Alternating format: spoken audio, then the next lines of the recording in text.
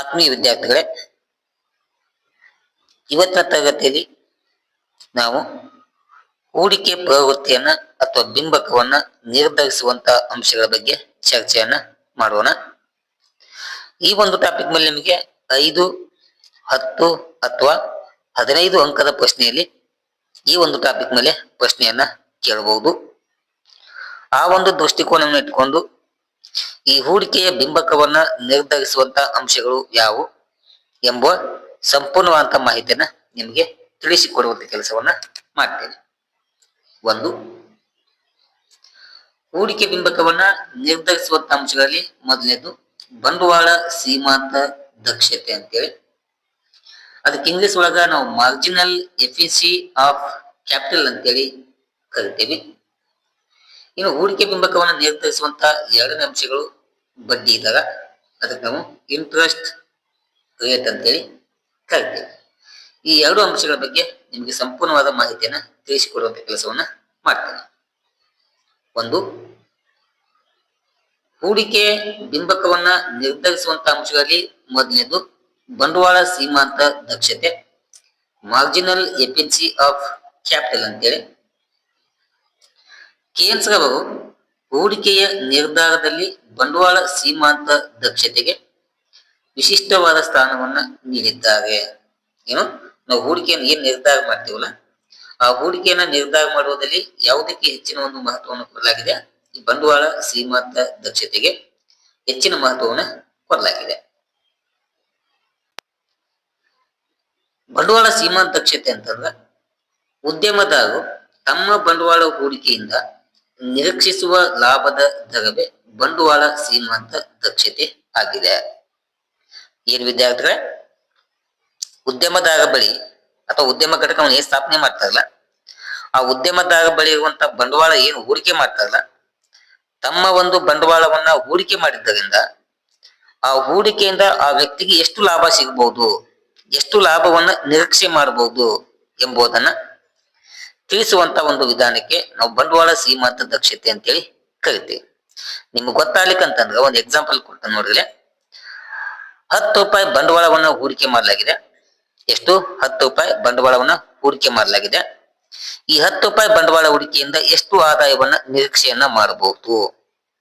ಅಥವಾ 20 ರೂಪಾಯಿ ಮಾಡಬಹುದೇನೋ, 30 ಮಾಡಬಹುದೇನೋ, ಅಥವಾ 40 ರೂಪಾಯಿ ಆದಾಯವನ್ನ ಅಥವಾ ಲಾಭವನ್ನ ನಿರೀಕ್ಷೆ ಮಾಡಬಹುದೇನೋ ಎಂಬುದನ್ನ ತಿಳಿಸುವಂತ ಒಂದು ವಿಧಾನಕ್ಕೆ ನಾವು ಬಂಡವಾಳ ಸೀಮಾಂತ ದಕ್ಷತೆ ಅಂತೇಳಿ ಕರಿತೀವಿ. 20 ರೂಪಾಯಿ ಬಂದ್ರೆ 10 ರೂಪಾಯಿ ಲಾಭ ಸಿಗ್ತದೆ, 30 ಬಂದ್ರೆ 20 ಲಾಭ, 40 ಬಂದ್ರೆ 30 ರೂಪಾಯಿ ಲಾಭವನ್ನ ನಾವು ನಿರೀಕ್ಷಿಸುವಂತ ಲಾಭ ಆಗ್ತದೆ. ಇಂಥ ಒಂದು ವಿಧಾನಕ್ಕೆ ನಾವು ಬಂಡವಾಳ ಸೀಮಾಂತ ದಕ್ಷತೆ ಅಂತೇಳಿ ಕರಿತೀವಿ. ಇಲ್ಲಿ ನೋಡ್ರಿ, ಇನ್ನು ಕೂಡ ಹೆಚ್ಚಿನ ಮಾಹಿತಿ ಐತಿ ಇಲ್ಲಿ. ಅಂದರೆ ಬಂಡವಾಳ ಸೀಮಾಂತ ದಕ್ಷತೆಯು ಹೂಡಿಕೆಯಿಂದ ಭವಿಷ್ಯದಲ್ಲಿ ಪಡೆಯಬಹುದಾದ ಪ್ರತಿಫಲ ನಿರೀಕ್ಷೆ ಆಗಿದೆ. ನೋಡ್ರಿ, ನಾವೇನು ಬಂಡವಾಳವನ್ನ ಹೂಡಿಕೆ ಮಾಡ್ತೇವಲ್ಲ, ಈ ಬಂಡವಾಳ ಸೀಮಾಂತ ದಕ್ಷತೆ ಏನಿದೆಯಲ್ಲ, ಇದು ಹೂಡಿಕೆಯಿಂದ ನಾವೇನು ಬಂಡವಾಳ ಹೂಡಿಕೆ ಮಾಡ್ತೇವಲ್ಲ, ಆ ಹೂಡಿಕೆಯಿಂದ ನಮಗೆ ಮುಂದಿನ ದಿನಮಾನಗಳಲ್ಲಿ ಅಥವಾ ಭವಿಷ್ಯದಲ್ಲಿ ನಾವು ಪಡೆಯುವಂತ ಪ್ರತಿಫಲ ಇದೆಯಲ್ಲ, ಲಾಭ ಇದೆಯಲ್ಲ, ಆ ಲಾಭದ ನಿರೀಕ್ಷೆಯನ್ನ ನಾವೇನ್ ಕರಿತೀವಿ? ಬಂಡವಾಳ ಸೀಮಾಂತ ದಕ್ಷತೆ ಅಂತೇಳಿ ಕರಿತೀವಿ. ಮತ್ತು ಪ್ರಸ್ತುತ ಹೂಡಿಕೆಯಿಂದ ನಿರೀಕ್ಷಿಸಲಾಗುವ ಲಾಭದ ದರವನ್ನ ನಾವು ಬಂಡವಾಳ ಸೀಮಾಂತ ದಕ್ಷತೆ ಅಂತೇಳಿ ಕರಿತೇವೆ.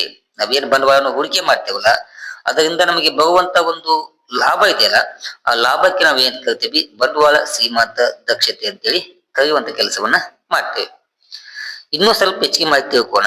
ಇಲ್ಲಿ ನೋಡ್ರಿ, ಉದ್ಯಮದಾರರು ಭವಿಷ್ಯದಲ್ಲಿ ನಿರೀಕ್ಷಿಸುವ ಲಾಭದ ದರ ಅಧಿಕವಾಗಿದ್ದರೆ ನಮಗೆ ಮುಂದಿನ ದಿನಮಾನಗಳಲ್ಲಿ ಸಿಗುವಂತ ಲಾಭ ಅಧಿಕವಾಗಿತ್ತಂತಂದ್ರ ಬಂಡವಾಳ ಸೀಮಾಂತ ದಕ್ಷತೆಯು ಅಧಿಕವಾಗಿರುತ್ತದೆ. ನಮಗೆ ಸಾಮಾನ್ಯವಾಗಿ ಮುಂದಿನ ದಿನಮಾನಗಳಲ್ಲಿ ಅಥವಾ ಭವಿಷ್ಯದಲ್ಲಿ ಹೆಚ್ಚಿನ ಲಾಭ ಸಿಗುವಂತ ಒಂದು ದೃಷ್ಟಿಕೋನ ಇತ್ತಂತಂದ್ರ ನಾವು ಹೆಚ್ಚಿನ ಪ್ರಮಾಣದಲ್ಲಿ ಮತ್ತೆ ಬಂಡವಾಳ ಸೀಮಾಂತ ದಕ್ಷತೆಯನ್ನ ಅಧಿಕವಾಗಿ ಇಟ್ಕೋತೀವಿ. ಅದಕ್ಕೆ ಅಪೋಸಿಟ್ ಆಗಿ ನಮಗೆ ಭವಿಷ್ಯದಲ್ಲಿ ಸಿಗುವಂತ ಲಾಭ ಏನಾದ್ರು ಕಡಿಮೆ ಇತ್ತಂತಂದ್ರ ಬಂಡವಾಳ ಸೀಮಾಂತ ದಕ್ಷತೆ ಕೂಡ ಏನಾಗ್ತದ? ಕಡಿಮೆ ಆಗುವಂತ ಸಂಭವ ಇರುತ್ತದೆ ಎಂಬುದನ್ನ ವಿದ್ಯಾರ್ಥಿಗಳು ಏನ್ ಮಾಡ್ಬೇಕು? ಗಮನದಲ್ಲಿ ಇಟ್ಕೋಬೇಕಾಗ್ತದೆ.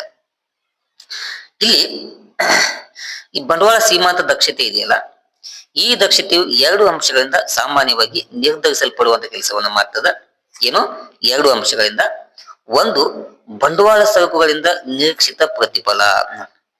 ನಾವೇನ್ ಬಂಡವಾಳನ ವಸ್ತುಗಳು ಬರ್ತಾವಲ್ಲ, ಆ ವಸ್ತುಗಳ ನಿರೀಕ್ಷಿತ ಪ್ರತಿಫಲ ಅಂದ್ರೆ ಅವು ಮಾರಾಟವಾಗುವಂತ ಪ್ರಮಾಣ ಇದೆಯಲ್ಲ, ಅವುಗಳ ಮೂಲಕ ನಾವೇನ್ ಮಾಡ್ಬೋದು, ಈ ಬಂಡವಾಳ ಸೀಮಾಂತ ದಕ್ಷತೆಯನ್ನ ನಿರ್ಧರಿಸುವಂತ ಕೆಲಸವನ್ನ ಮಾಡಬಹುದು.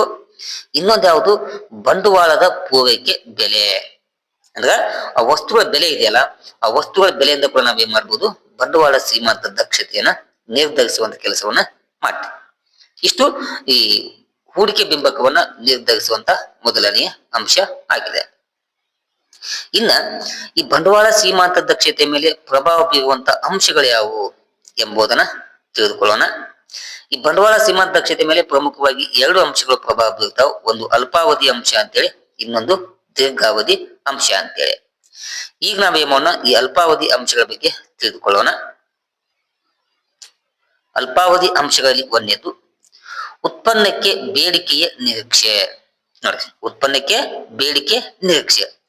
ಏನಾದ್ರೂ ಉತ್ಪನ್ನಕ್ಕೆ ಬೇಡಿಕೆ ಇರುವಂತ ಪ್ರಮಾಣ ಹೆಚ್ಚಳವಾಗಿತ್ತಂತಂದ್ರ ಈ ಸೀಮಾಂತ ದಕ್ಷತೆ ಏನಾಗ್ತದೆ, ಹೆಚ್ಚಳವಾಗಿ ಕಂಡು ಬರುತ್ತದೆ. ನೋಡ್ರಿ, ವಸ್ತುಗಳಿಗೆ ಅಥವಾ ನಮ್ಮ ಉತ್ಪನ್ನಗಳಿಗೆ ಬೇಡಿಕೆ ಪ್ರಮಾಣ ಹೆಚ್ಚಳವಾಗಿತ್ತಂತಂದ್ರ ಅಥವಾ ನಿರೀಕ್ಷೆ ಪ್ರಮಾಣ ಬಹಳ ಹೆಚ್ಚಳವಾಗಿತ್ತಂತಂದ್ರ ನಮಗೆ ಸಿಗುವಂತಹ ಬಂಡವಾಳ ಸೀಮಾಂತ ದಕ್ಷತೆ ಏನಾಗ್ತದ, ಹೆಚ್ಚಳವಾಗಿ ಕಂಡು ಬರ್ತದ. ಇದು ಬೇಡಿಕೆ ಪ್ರಮಾಣ ಅಥವಾ ಉತ್ಪನ್ನಕ್ಕೆ ಇರುವಂತ ಬೇಡಿಕೆ ಪ್ರಮಾಣ ಕಡಿಮೆ ಆಗಿತ್ತಂತಂದ್ರ ಈ ಬಂಡವಾಳ ಸೀಮಾಂತ ದಕ್ಷತೆ ಏನಾಗ್ತದ, ಅದು ಕೂಡ ಕಡಿಮೆ ಆಗುವಂತ ಒಂದು ಸಂಭವ ಇರ್ತದ. ಇದು ಒಂದೇ ಅಂಶ. ಇನ್ನು ಎರಡನೇದು ಯಾವುದು? ಉತ್ಪನ್ನದ ವೆಚ್ಚ ಮತ್ತು ಬೆಲೆ ಅಂತೇಳಿ. ಉತ್ಪನ್ನದ ವೆಚ್ಚ ಮತ್ತು ಬೆಲೆ ಏನಾದ್ರೂ ಕಡಿಮೆ ಇತ್ತಂತಂದ್ರ, ವೆಚ್ಚ ಇಲ್ಲಿ ನೋಡ್ರಿ, ಕಾಸ್ಟ್ ಏನಾದ್ರೂ ಕಡಿಮೆ ಇತ್ತಂತಂದ್ರ ಬಂಡವಾಳ ಸೀಮಾಂತ ದಕ್ಷತೆ ಹೆಚ್ಚಳವಾಗಿ ಹೆಚ್ಚಿನ ಲಾಭವನ್ನ ಪಡೆದುಕೊಳ್ತದ. ಇನ್ನೇನಾದ್ರೂ ಬೆಲೆ ಹೆಚ್ಚಳವಾಗಿತ್ತಂತಂದ್ರೆ ವಸ್ತುವಿನ ಬೆಲೆ, ಇಲ್ಲಿ ಕೂಡ ಬಂಡವಾಳ ಸೀಮಾಂತ ದಕ್ಷತೆ ಏನಾಗ್ತದ, ಹೆಚ್ಚಳವಾಗಿ ಕಂಡು ಬರ್ತದ. ಹೀಗಾಗಿ ಈ ಉತ್ಪಾದನೆ ವೆಚ್ಚ ಮತ್ತು ಬೆಲೆಯಿಂದ ನಾವೇನ್ ಮಾಡ್ಬೋದು, ಬಂಡವಾಳ ಸೀಮಾಂತ ದಕ್ಷತೆಯನ್ನ ನಿರ್ಧರಿಸುವಂತ ಕೆಲಸವನ್ನ ಮಾಡಬಹುದು. ಥರ್ಡ್ ಒನ್ ಯಾವುದು? ಅನುಭೋಗದ ಪ್ರವೃತ್ತಿ. ನೋಡ್ರಿ, ಅನುಭೋಗದಾಗನು ಏನಾದ್ರು ತನ್ನ ಅನುಭೋಗವನ್ನ ಮುಂದೂಡುವಂತ ಒಂದು ಭಾವನೆ ಇತ್ತಂತದ್ದು, ಮುಂದೂಡುವಂತ ಒಂದು ಮನೋಭಾವನೆ ಇತ್ತಂತಂದ್ರ ಅವಾಗ ಬಂಡವಾಳ ಸೀಮಾಂತ ದಕ್ಷತೆ ಏನಾಗ್ತದ, ಕಡಿಮೆ ಆಗುವಂತ ಸಂಭವ ಇರ್ತದ. ಓಕೆನಾ? ನಾಲ್ಕನೇದು ಆದಾಯದಲ್ಲಿ ಏನಾದ್ರು ಬದಲಾವಣೆ ಆಗ್ತಂತಂದ್ರೆ, ವ್ಯಕ್ತಿಯ ಆದಾಯ ಏನಾದ್ರು ಕಡಿಮೆ ಆತಂತಂದ್ರ ಅವಾಗ ಕೊಂಡುಕೊಳ್ಳುವಂತ ಸಾಮರ್ಥ್ಯ ಕಡಿಮೆಯಾಗಿ ಬಂಡವಾಳ ಸೀಮಾಂತ ದಕ್ಷತೆ ಪ್ರಮಾಣ ಕಡಿಮೆ ಆಗುವಂತ ಸಂಭವ ಇರುತ್ತದೆ. ಇನ್ನು ಅದಕ್ಕೆ ಅಪೋಸಿಟ್ ಆಗಿ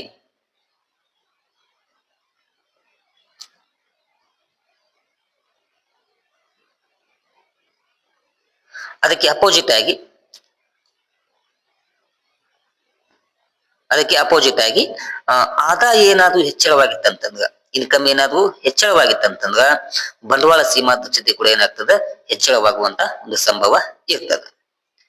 ಇನ್ನು ನಾಲ್ಕನೇದು ಯಾವುದು? ಐದನೇದು ಯಾವುದು? ಭವಿಷ್ಯದಲ್ಲಿ ಆಶಾವಾದ ಮತ್ತು ನಿರಾಶಾವಾದ. ನೋಡಿ, ಭವಿಷ್ಯದಲ್ಲಿ ಏನಾದ್ರೂ ನಮಗೆ ಉತ್ತಮ ಲಾಭ, ಉತ್ತಮ ಪ್ರತಿಫಲ, ಉತ್ತಮ ಬೆಲೆ ಸಿಗುವಂತ ಒಂದು ಭವಿಷ್ಯ ಇತ್ತಂತಂದ್ರ ನಮಗೆ ಬಂಡವಾಳ ಸೀಮಾಂತ ದಕ್ಷತೆ ಏನಾಗ್ತದ, ಹೆಚ್ಚಾಗಿ ಕಂಡು ಬರುತ್ತದೆ. ಮತ್ತು ಭವಿಷ್ಯದಲ್ಲಿ ಏನಾದ್ರು ವಸ್ತುವಿನ ಬೆಲೆ ಕಡಿಮೆ ಆಗ್ಬೋದು, ಸಿಗುವಂತ ಲಾಭ ಕಡಿಮೆ ಆಗ್ಬೋದು, ಇಂಥ ಒಂದು ಮನೋಭಾವನೆ ಇತ್ತಂತಂದ್ರ ಬಂಡವಾಳ ಸೀಮಾಂತ ದಕ್ಷತೆಯು ಕಡಿಮೆ ಆಗುವಂತ ಒಂದು ಸಂಭವ ಇರ್ತದೆ. ಅದೇ ರೀತಿಯಾಗಿ ಸಿಕ್ಸ್ತ್ ಒನ್, ವ್ಯವಹಾರದ ಪ್ರಸ್ತುತ ನಿರೀಕ್ಷೆಗಳು. ಅದ್ರ ಮೇಲೆ ಕೂಡ ನಾವೇನ್ ಮಾಡ್ಬೋದು, ಬಂಡವಾಳ ಸೀಮಾಂತ ದಕ್ಷತೆಯನ್ನ ನಿರ್ಧಾರವನ್ನ ಮಾಡಬಹುದು. ಇನ್ನು ಸೆವೆಂತ್ ಒನ್ ಯಾವುದು? ಸಾರ್ವಜನಿಕ ವೆಚ್ಚ. ಅಂದ್ರೆ ಸರ್ಕಾರವು ಮಾಡುವಂತ ವೆಚ್ಚಗಳ ಆಧಾರದ ಮೇಲೆ ಕೂಡ ನಾವೇನ್ ಮಾಡ್ತೀವಿ, ಈ ಬಂಡವಾಳ ಸೀಮಾಂತ ದಕ್ಷತೆಯನ್ನ ನಿರ್ಧರಿಸುವಂತ ಕೆಲಸವನ್ನ ಮಾಡ್ತೇವೆ. ಇನ್ನು ಅದೇ ರೀತಿ ಈ ಬಂಡವಾಳ ಸೀಮಾಂತ ದಕ್ಷತೆಯನ್ನ ನಿರ್ಧರಿಸುವಂತ ಅಂಶಗಳಲ್ಲಿ ಎರಡನೇದು ಯಾವುದು? ದೀರ್ಘಾವಧಿಯ ಅಂಶ ಅಂತೇಳಿ. ಅದರಲ್ಲಿ ಒಂದನೇದು ಯಾವುದು? ಜನಸಂಖ್ಯೆ ಬೆಳವಣಿಗೆ ದರ. ಜನಸಂಖ್ಯೆ ಏನಾದ್ರೂ ಹೆಚ್ಚಳವಾಗಿತ್ತಂತಂದ್ರ ಬಂಡವಾಳ ಸೀಮಾಂತ ದಕ್ಷತೆ ಬಹಳ ಉತ್ತಮವಾಗಿ ಕಂಡು ಬರ್ತದ. ಅದಕ್ಕೆ ಅಪೋಸಿಟ್ ಆಗಿ ಜನಸಂಖ್ಯೆ ಪ್ರಮಾಣ ಕಡಿಮೆ ಇತ್ತಂದ್ರ ಬಂಡವಾಳ ಸೀಮಾಂತ ದಕ್ಷತೆಯು ಕಡಿಮೆ ಆಗುವಂತ ಸಂಭವ ಇರ್ತದ. ಸೆಕೆಂಡ್ ಒನ್, ತಾಂತ್ರಿಕ ಪ್ರಗತಿ ಅಂತೇಳಿ. ಉತ್ತಮವಾದ ತಂತ್ರಜ್ಞಾನ ಇತ್ತಂತಂದ್ರ ಬಂಡವಾಳ ಸೀಮಾಂತ ದಕ್ಷತೆ ಕೂಡ ಹೆಚ್ಚಳವಾಗಿರುತ್ತದೆ. ಈಗ ತಂತ್ರಜ್ಞಾನ ಏನಾದ್ರು ಹಿಂದುಳಿದ ತಂತ್ರಜ್ಞಾನ ಇತ್ತಂತಂದ್ರ ಅಲ್ಲಿ ಬಂಡವಾಳ ಸೀಮಾಂತ ದಕ್ಷತೆಯು ಕಡಿಮೆ ಆಗುವಂತ ಸಂಭವ ಇರ್ತದೆ. ಇನ್ನು ಇದಾದ್ಮೇಲೆ ಥರ್ಡ್ ಒನ್ ಕೈಗಾರೀಕರಣ ಮತ್ತು ನಗರೀಕರಣ ಅಂತೇಳಿ ನಾವೇನಾದ್ರೂ ಉತ್ತಮವಾದಂತ ಕೈಗಾರಿಕರಣ ನೀತಿಯನ್ನ ಅಳವಡಿಸಿಕೊಂಡ್ರ ನಗರೀಕರಣವನ್ನ ಮಾಡಿದ್ರ ಅವಾಗ ಸರ್ವೇ ಸಾಮಾನ್ಯವಾಗಿ ಬಂಡವಾಳ ಸೀಮಾಂತ ದಕ್ಷತೆಯು ಅಧಿಕವಾಗಿ ಕಂಡು ಬರ್ತದೆ. ನಾಲ್ಕು ಯಾವುದು ಹೊಸ ಕ್ಷೇತ್ರದ ಅಭಿವೃದ್ಧಿ. ನಾವೇನಾದ್ರೂ ಆರ್ಥಿಕತೆಯಲ್ಲಿ ಹೊಸ ಹೊಸ ವಲಯಗಳ ಹೊಸ ಹೊಸ ಕ್ಷೇತ್ರವನ್ನ ಅಭಿವೃದ್ಧಿ ಪಡಿಸಿದ್ರ ಉತ್ತಮವಾದಂತಹ ವಸ್ತುಗಳನ್ನ ಉತ್ಪಾದನೆ ಮಾಡುವುದರ ಮೂಲಕ ಅಥವಾ ಹೂಡಿಕೆ ಮಾಡುವುದರ ಮೂಲಕ ಸೀಮಾಂತ ದಕ್ಷತೆ ನಾವೇನ್ ಮಾಡಬಹುದು, ಹೆಚ್ಚಳವನ್ನ ಮಾಡಬಹುದು. ಫಿಫ್ತ್ ಒನ್ ಪೂರ್ಣ ಸಾಮರ್ಥ್ಯದ ಬಳಕೆ ಅಂತೇಳಿ ನಮ್ಮಲ್ಲಿ ಏನು ಉತ್ಪಾದನೆ ಇರ್ತಾವಲ್ಲ, ನಮ್ಮದೇನು ಸಾಮರ್ಥ್ಯ ಇರುತ್ತಲ್ಲ, ಆ ಸಾಮರ್ಥ್ಯವನ್ನ ನಾವು ಸಂಪೂರ್ಣವಾಗಿ ಬಳಸಿಕೊಂಡಿದ್ದೇ ಆದ್ರೆ ನಾವು ಬಂಡವಾಳ ಸೀಮಾಂತ ದಕ್ಷತೆಯನ್ನ ಹೆಚ್ಚಳವನ್ನ ಮಾಡಬಹುದು. ಸಿಕ್ಸ್ತ್ ಒನ್ ಪ್ರಸ್ತುತ ಹೂಡಿಕೆಯ ದರ ಅಂತೇಳಿ ಅಂದ್ರೆ ನಾವೇನು ಬಂಡವಾಳವನ್ನು ಹೂಡಿಕೆ ಮಾಡ್ತೇವಲ್ಲ, ಆ ಹೂಡಿಕೆ ಮಾಡುವಂತ ಸಾಮರ್ಥ್ಯ ಏನಾದ್ರು ಹೆಚ್ಚಳವಾಗಿತ್ತಂತಂದ್ರ ಬಂಡವಾಳ ಸೀಮಾಂತ ದಕ್ಷತೆಯು ಹೆಚ್ಚಳವಾಗಿರುತ್ತದೆ. ಇನ್ನು ಹೂಡಿಕೆ ದರ ಕಡಿಮೆ ಇತ್ತಂತಂದ್ರ ಬಂಡವಾಳ ಸೀಮಾಂತ ದಕ್ಷತೆಯು ಕೂಡ ಕಡಿಮೆ ಆಗುವಂತ ಸಂಭವ ಇರ್ತದ. ಇಷ್ಟು ಈ ದೀರ್ಘಾವಧಿ ಇನ್ನ ಎರಡದವು. 7 ವಿದೇಶಿ ವ್ಯಾಪಾರದ ಬೆಳವಣಿಗೆ ಅಂತೇಳಿ. ಏನು ವಿದೇಶಿ ವ್ಯಾಪಾರದ ಬೆಳವಣಿಗೆ ಇದು ಉತ್ತಮವಾಗಿತ್ತಂತಂದ್ರ ಬಂಡವಾಳ ಸೀಮಾಂತ ದಕ್ಷತೆಯನ್ನ ಇನ್ನೂ ನಾವು ಹೆಚ್ಚಳವಾಗಿ ಮಾಡಬಹುದು. ಇನ್ನು ಎರಡನೇದು ಯಾವುದು ಭವಿಷ್ಯದ ನಿರೀಕ್ಷೆಗಳಂತೇಳಿ. ಓಕೆನಾ, ಉತ್ತಮವಾದಂತ ಭವಿಷ್ಯ ಇತ್ತಂತಂದ್ರ ಬಂಡವಾಳ ಸೀಮಾಂತ ದಕ್ಷತೆಯು ಉತ್ತಮವಾಗಿ ಇರುತ್ತದೆ. ಇನ್ನು ಭವಿಷ್ಯದಲ್ಲಿ ಏನಾದ್ರು ಕಡಿಮೆ ಆಗುವಂತ ಸಂಭವ, ಏನಾದ್ರು ಕಷ್ಟಗಳು ಸಂಭವಿಸುವಂತ ಸಂಭವ, ನಷ್ಟವಾಗುವಂತ ಸಂಭವ ಇತ್ತಂತಂದ್ರ ಬಂಡವಾಳ ಸೀಮಾಂತ ದಕ್ಷತೆಯು ಕಡಿಮೆ ಆಗುವಂತ ಸಾಧ್ಯತೆ ಇರ್ತದೆ. ಇನ್ನು ಸೆಕೆಂಡ್ ಒನ್ ಯಾವುದು ಬಡ್ಡಿ ದರ ಅಂತೇಳಿ. ಇದು ಬಂಡವಾಳ ಸೀಮಾಂತ ದಕ್ಷತೆಯನ್ನ ನಿರ್ಧರಿಸುವಂತ ಮತ್ತೊಂದು ಪ್ರಮುಖವಾದಂತ ಅಂಶ ಆಗಿದೆ. ಇದ್ರ ಬಗ್ಗೆ ತಿಳಿದುಕೊಳ್ಳೋಣ. ಇಲ್ಲಿ ನೋಡಿ, ಕೇಂದ್ರ ಪ್ರಕಾರ ಬಡ್ಡಿಯು ದ್ರವ್ಯದೊಲವನ್ನ ತ್ಯಾಗ ಮಾಡಿದಕ್ಕಾಗಿ ಕೊಡುವಂತ ಪ್ರತಿಫಲವಾಗಿದೆ. ದ್ರವ್ಯದೊಲವು ಅಂತಂದ್ರೆ ನಮ್ ಕಡೆ ಏನ್ ಹಣ ಇರುತ್ತಲ್ಲ, ನಮ್ಮ ಹಣವನ್ನ ತ್ಯಾಗ ಮಾಡಿದಕ್ಕಾಗಿ ಸಿಗುವಂತ ಪ್ರತಿಫಲ ಇದೆಯಲ್ಲ, ಅದಕ್ಕೆ ನಾವು ಬಡ್ಡಿ ಅಂತೇಳಿ ಕೇಂದ್ರವು ಕರೆಯುತ್ತಾರೆ. ಕೇಂದ್ರವರ ಪ್ರಕಾರ ಬಡ್ಡಿಯ ದರವು ಹಣದ ಬೇಡಿಕೆ ಮತ್ತು ಪೂರೈಕೆಯಿಂದ ನಿರ್ಧರಿಸಲ್ಪಡುತ್ತದೆ. ಏನೋ ಬಡ್ಡಿ ದರ ಡಿಮಾಂಡ್ ಫಾರ್ ಮನಿ ಮತ್ತು ಮನಿ ಸಪ್ಲೈ ಏನಿದೆಯಲ್ಲ, ಹಣದ ಬೇಡಿಕೆ ಮತ್ತು ಹಣದ ಪೂರೈಕೆ ಏನಿದೆಯಲ್ಲ, ಅದರಿಂದ ನಾವೇನ್ ಮಾಡ್ತೀವಿ, ಬಡ್ಡಿ ದರವ ನಿರ್ಧಾರ ಆಗ್ತದ ಎಂಬುದು ಕೇಂದ್ರವು ತಿಳಿಸಿಕೊಟ್ಟಿದ್ದಾರೆ. ಹಣದ ಬೇಡಿಕೆ ಎಂದರೆ ನಗದು ಹಣಕ್ಕಿರುವ ಬೇಡಿಕೆ ಆಗಿದೆ. ಹಣದ ಬೇಡಿಕೆ ಅಂದ್ರೆ ಏನು, ನಮ್ಗೆ ಹಣ ಬೇಕಲ್ಲ, ನಮ್ಗೆ ಹಣ ಎದಕ್ ಬೇಕು, ಸರಕು ಸೇವೆಗಳನ್ನ ಕೊಂಡುಕೊಳ್ಳಲು ಯಾವಾಗದ ಉದ್ದೇಶಕ್ಕಾಗಿ, ಹಲವಾರು ಉದ್ದೇಶಕ್ಕಾಗಿ ಹಣ ಬೇಕಾಗ್ತದ. ಹೀಗಾಗಿ ಆ ನಗದು ಹಣಕ್ಕಿರುವಂತ ಬೇಡಿಕೆಗೆ ಹಣದ ಬೇಡಿಕೆ ಅಂತೇಳಿ ಕೇಂದ್ರವು ಕರೆಯುವಂತ ಕೆಲಸವನ್ನ ಮಾಡ್ತಾರೆ. ಹೀಗಾಗಿ ಹಣದ ಬೇಡಿಕೆಯು ಜನರ ದ್ರವ್ಯದೊಲವನ್ನ ಅವಲಂಬಿಸಿರುತ್ತದೆ. ಆ ಡಿಮಾಂಡ್ ಫಾರ್ ಮನಿ ಇದೆಯಲ್ಲ, ನಮ್ಮ ಬಳಿ ಇರುವಂತಹ ಹಣ ಏನಿದೆಯಲ್ಲ, ಆ ಹಣದ ದ್ರವ್ಯದೊಲವನ್ನ ಅದು ಅವಲಂಬಿಸುವಂತ ಕೆಲಸವನ್ನ ಮಾಡ್ತದ. ಅದಾದ್ಮೇಲೆ ಕೇಂದ್ರವ ಪ್ರಕಾರ ನಗದು ಹಣವನ್ನ ಜನರು 3 ಉದ್ದೇಶಗಳಿಗಾಗಿ ಇಟ್ಟುಕೊಳ್ಳುತ್ತಾರೆ ಎಂಬುದನ್ನ ಕೇಂದ್ರವು ನಮಗೆ ತಿಳಿಸಿ ಕೊಟ್ಟಿದ್ದಾರೆ. ಎಷ್ಟು ಉದ್ದೇಶ? 3 ಉದ್ದೇಶಗಳಿಗಾಗಿ. ಅವ್ಯಾವಂತೇಳಿ ತಿಳಿದುಕೊಳ್ಳೋಣ. ಒಂದು, ವ್ಯವಹಾರದ ಉದ್ದೇಶಕ್ಕಾಗಿ ಹಣವನ್ನ ಇಟ್ಕೊಳ್ತೀವಿ. ಅಂದ್ರ ನಾವು ಮುಂದಿನ ದಿನಮಾನಗಳಲ್ಲಿ ಅಥವಾ ಪ್ರಸ್ತುತ ಯಾವ್ದಾದ್ರು ಒಂದು ಬಿಸ್ನೆಸ್ ಅನ್ನ ಮಾಡುವಂತ ಸಂಭವ ಇತ್ತಂತಂದ್ರ ಆ ವ್ಯವಹಾರದ ಉದ್ದೇಶಕ್ಕಾಗಿ ನಾವೇನ್ ಮಾಡ್ತೀವಿ, ಹಣವನ್ನ ನಮ್ಮ ಬಳಿ ಇಟ್ಕೊಳ್ತೇವೆ. ಹೀಗಾಗಿ ಹಣಕ್ಕೆ ಬೇಡಿಕೆ ಉದ್ಭವಿಸುತ್ತದೆ ಎಂಬುದನ್ನ ಕೇಂದ್ರವು ತಿಳಿಸಿ ಕೊಟ್ಟಿದ್ದಾರೆ. ಸೆಕೆಂಡ್ ಒನ್ ಯಾವುದು? ಮುನ್ನೆಚ್ಚರಿಕೆ ಉದ್ದೇಶ. ಅಂದ್ರ ನಮಗೇನಾದ್ರೂ ಮುಂದಿನ ದಿನಮಾನಗಳಲ್ಲಿ ಅಪಘಾತಗಳಾಗ್ಬೋದು, ಮಕ್ಕಳ ಶಿಕ್ಷಣ ಆಗ್ಬೋದು, ಯಾವುದಾದ್ರೂ ವಿಪತ್ತುಗಳು ಸಂಭವಿಸಬಹುದು. ಆ ಮುನ್ನೆಚ್ಚರಿಕೆ ಅಥವಾ ಮುಂದಿನ ದಿನಮಾನಗಳಲ್ಲಿ ಸಂಭವಿಸುವಂತ ಅಪಘಾತಗಳನ್ನ ಅಥವಾ ಘಟನೆಗಳನ್ನ ಎದುರಿಸುವ ಸಲುವಾಗಿ ಆ ಮುನ್ನೆಚ್ಚರಿಕೆಯ ಉದ್ದೇಶಕ್ಕಾಗಿ ನಾವೇನ್ ಮಾಡ್ತೀವಿ, ಹಣವನ್ನ ನಮ್ಮ ಬಳಿ ಇಟ್ಟುಕೊಳ್ಳುವಂತ ಕೆಲಸವನ್ನ ಮಾಡ್ತೀವಿ. ಹೀಗಾಗಿ ಈ ಮುನ್ನೆಚ್ಚರಿಕೆಯ ಉದ್ದೇಶದಿಂದ ಹಣಕ್ಕೆ ಏನಾಗ್ತದ, ಬೇಡಿಕೆ ಉದ್ಭವಿಸುತ್ತದೆ ಎಂಬುದು ಕೇಂದ್ರನ ಅಭಿಪ್ರಾಯ. ಇನ್ನೊಂದು ಯಾವುದು? ಸಟ್ಟ ವ್ಯಾಪಾರದ ಉದ್ದೇಶ. ಸಟ್ಟ ವ್ಯಾಪಾರ ಅಂತಂದ್ರ ವಸ್ತುವಿನ ಬೆಲೆ ಕಡಿಮೆ ಇದ್ದಾಗ ಆ ವಸ್ತುವನ್ನ ಕೊಂಡುಕೊಂಡು ಆ ವಸ್ತುವಿನ ಬೆಲೆ ಹೆಚ್ಚಳವಾದಾಗ ಮಾರಾಟ ಮಾಡುವಂತ ಒಂದು ಸನ್ನಿವೇಶಕ್ಕೆ ನಾವು ಸಟ್ಟ ವ್ಯಾಪಾರ ಅಂತೇಳಿ ಕರಿತೇವೆ. ಇಲ್ಲಿ ಆ ವಸ್ತುವಿನ ಬೆಲೆ ಕಡಿಮೆ ಆದಾಗ ಆ ವಸ್ತುವನ್ನ ನಾವು ಕೊಂಡ್ಕೊಳ್ಬೇಕಾದ್ರೆ ನಮ್ ಬಳಿ ಏನು ಬೇಕಾಗ್ತದ, ಹಣಕಾಸು ಬೇಕಾಗುತ್ತದೆ. ಹೀಗಾಗಿ ಆ ಸಟ್ಟ ವ್ಯಾಪಾರದ ಉದ್ದೇಶಕ್ಕಾಗಿ ಹಣಕ್ಕೆ ಬೇಡಿಕೆ ಉದ್ಭವಿಸುತ್ತದೆ ಎಂಬುದು ಕೇಂದ್ರವರ ಅಭಿಮತ ಆಗಿದೆ.